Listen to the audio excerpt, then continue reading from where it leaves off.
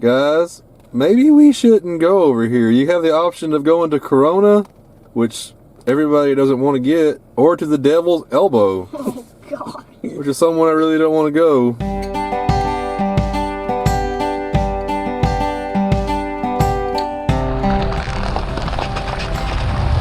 Won't be about another day, it'll be across this road.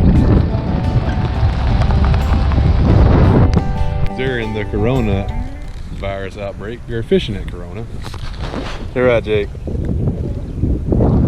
The Mississippi River is rising, which is backing up water from the south up against these roads and have the culverts under them, so it makes these cool little whirlpools.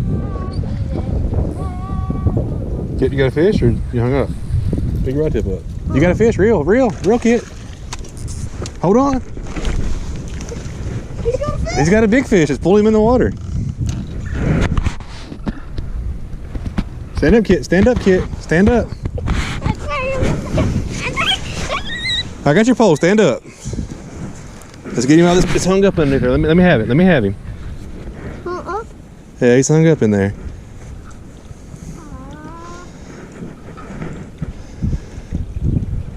He was big. He is a big fish. Reel my pole in, Jake. I think he was out there darn that. No, I think it's a big bass.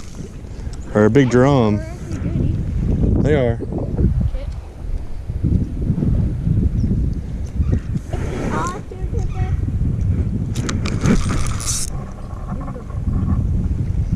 Trying to get him out of this treetop here. He's tangled up around a tree right here. Hold this, Jake. Don't let go. I'm gonna try to pull the whole tree up. I'm gonna try to hang the tree. He's hung up. I want to pull it in. What kind of fire are you doing? It's my snag pole, Jake. Yeah. Well, I snagged the fish. That's the fish that's on Kit's pole. You're so lucky, Kit. Oh, jeez! All right, hold on. So don't let him get in the water. Hold on. Stand up, Kit. Look at me. Look at that. He's fat. He is fat. So you, Kit, you caught the fish on this little bait you were using, and then he got hung up. And I used the snag pole to try to snag the stick he was hung up on and snag the fish and got him in for you. How cool is that? Hold up. You gotta throw his buddy. Doing Kit. All right, let's get him on the stringer and catch some more. Kick it. High five. It just cocked up. It just cocked up. Look how it did. Sounds familiar. Uh-oh. Look. It's the same kind of fish, yeah. No, he's still on. He's just picking him out of his grass.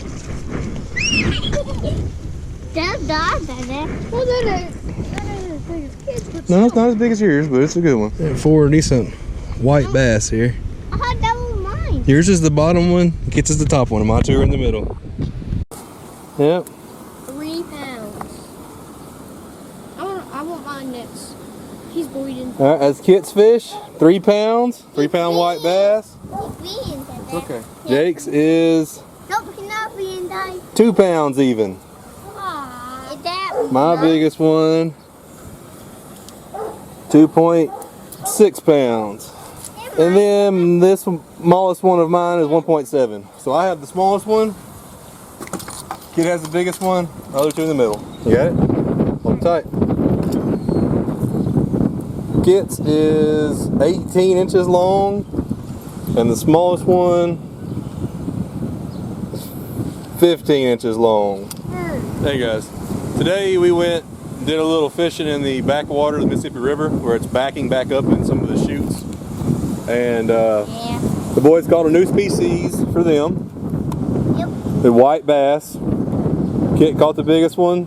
Well, they're all big. I caught the smallest one. I caught this one as well, and Jake caught this one. So we're gonna do a little cook and clean video. Yep. We're gonna fillet them up and cook them up. Hopefully have some pretty good supper out of them. Be pretty good amount of meat come off these fish, especially that one's pretty fat. Alright, how I clean these fish. I got a fillet knife, Right behind the fin here, slight angle, cut in to the backbone, turn the knife,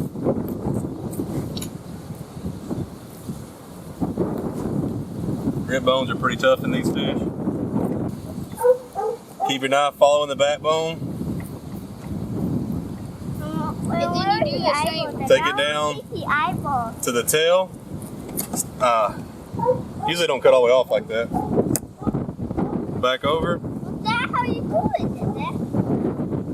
Take the meat off of the skin.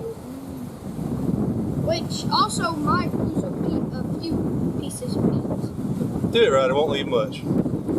But remember, also pay attention if you're trying to do it all the way. Yeah, be careful with your fingers of all times, of course. Left with primrose skin.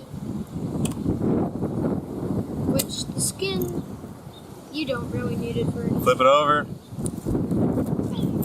Other side. And then do the same. Down. Rib cage, turn.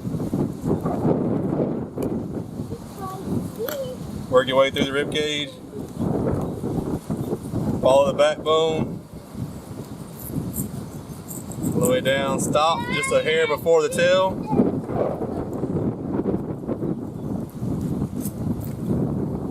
Flip it over. Is that mine? This gives you a handle to hold. This is mine, the smallest one.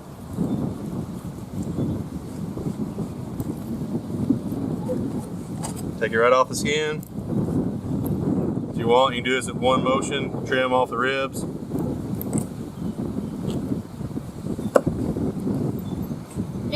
Now you have a boneless fillet. Might trim that red meat off. Sometimes it gives it a rough flavor. But still, you do not want to eat the Your ribs left. like hot. You can see light through it. So you And can also cook that up if you wanted and have a little bit of nibble on.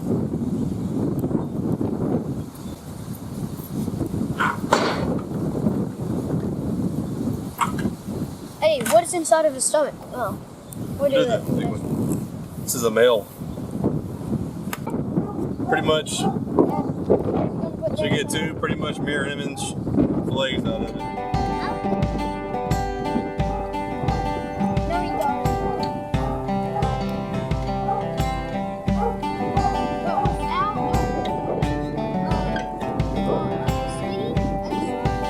But and also feeding stray animals by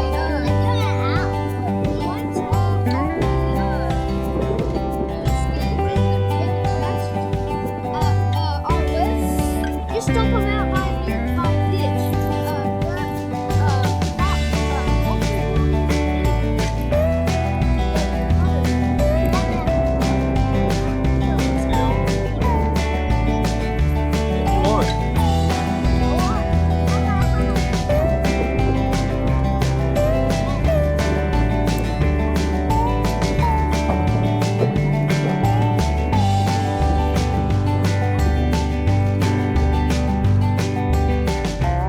We got right at 2.5 pounds of fillets.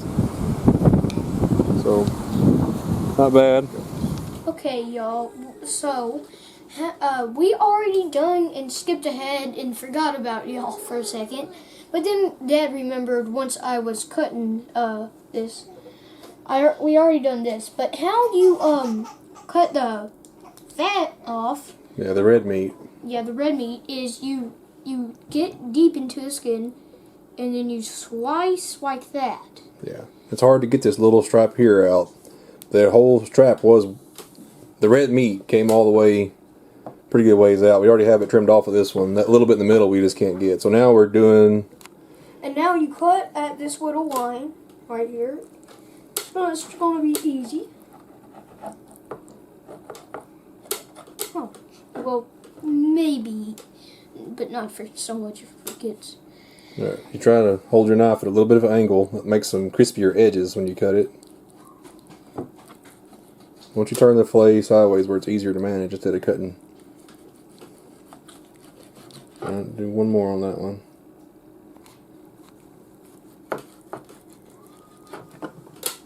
Alright, so cutting them into smaller, more manageable pieces. Yes, which will.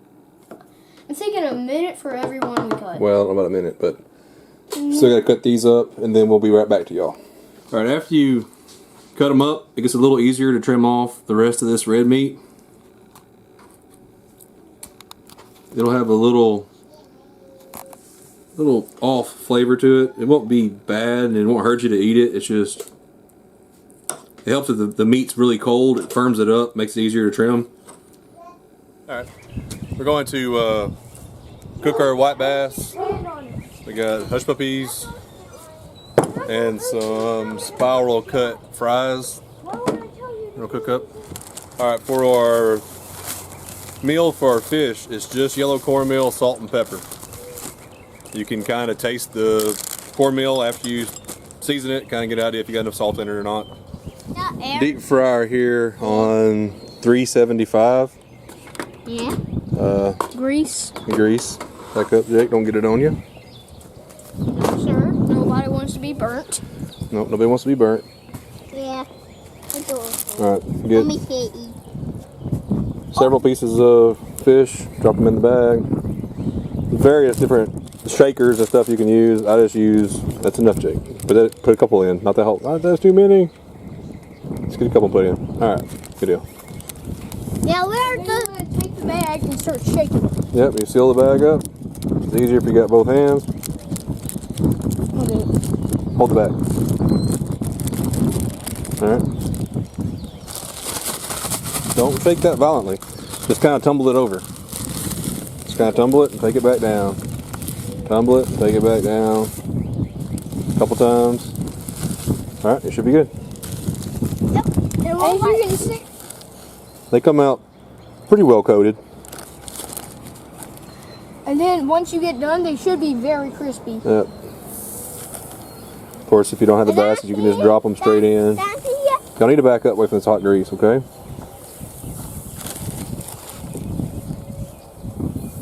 Let's put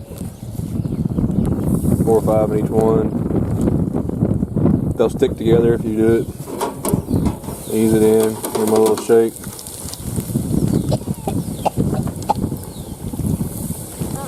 For each. The milk dog. Oh. Alright, now back up, guys. Get away from the heat.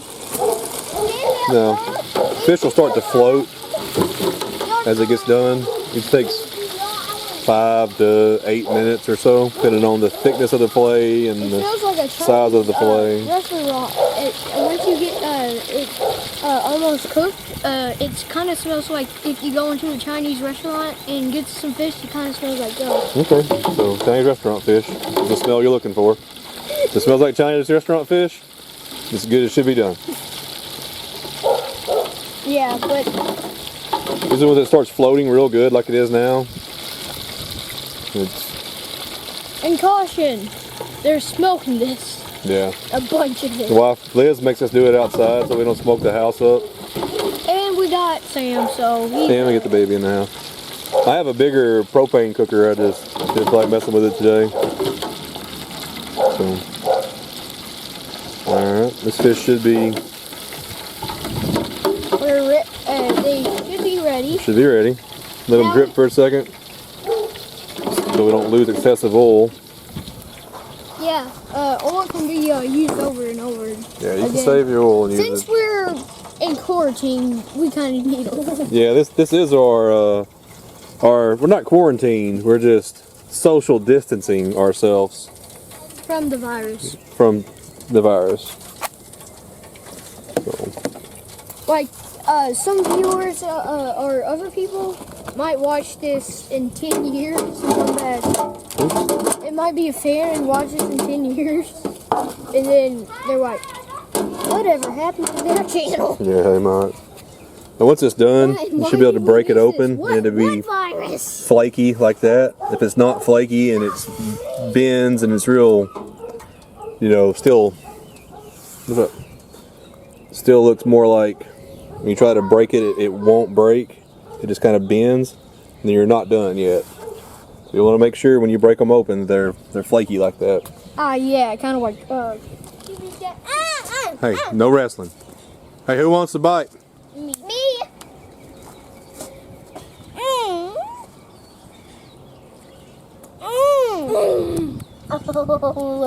Super yummy? Yeah. Right. We got some hush puppies here too.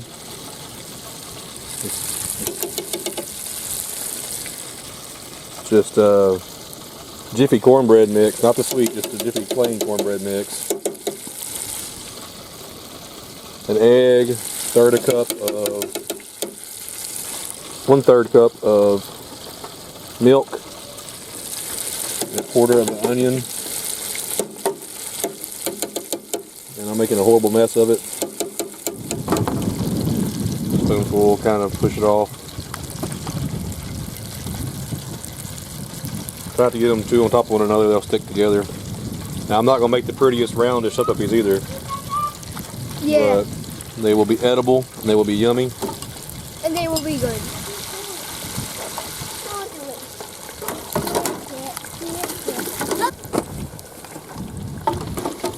Stop interrupting our YouTube channel.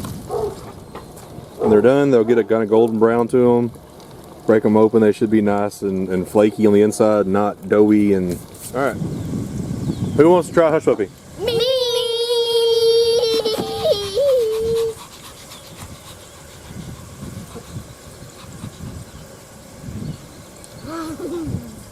Like y'all starving. They good? Yes. All right.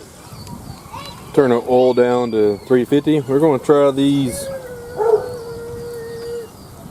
4-foot long French fries. But they're gonna look, once you get done cooking them, they look like giant spaghetti noodles. Burning spaghetti noodles or French fries. In this habit. Yeah, can I help? Yes. You can get me one out. This one? These are huge.